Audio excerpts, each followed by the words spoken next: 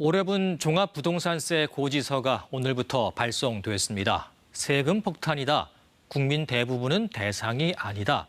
이 발송 전부터 많은 논란이 오갔는데 종부세 정확히 누가 얼마나 더 내는 건지 박예원 기자가 따져봤습니다. 94만 7천 명, 올해 주택부가 종합부동산세 고지서를 받는 대상입니다.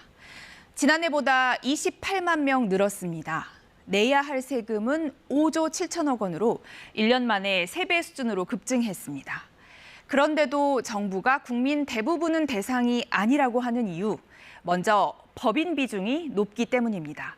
전체 세액 중에 법인 몫이 2조 3천억 원, 40%를 차지합니다. 개인으로 보면 다주택자가 2조 7천억 원, 47%를 부담하는데요. 특히 조정지역 내 2주택이나 전체 3주택 이상인 사람들이 이렇게 거의 대부분의 세금을 냅니다.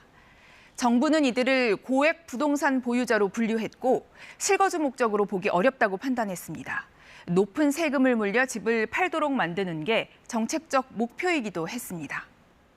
이번엔 1가구 1주택자를 볼까요? 지난해 12만 명이 1,200억 원을 냈고 올해는 13만 2천 명이 2천억 원을 납부합니다. 세금 부과 기준이 공시가격 11억 원으로 높아졌고 고령자나 장기 보유 혜택을 받으면 세금을 80%까지 깎아줘서 급증이 아니라는 게 정부 설명입니다. 특히 대상의 70% 정도를 차지하는 공시가격 17억 원 이하 주택의 경우 내야 하는 세금이 평균 50만 원 정도라는 추가 설명도 나왔습니다.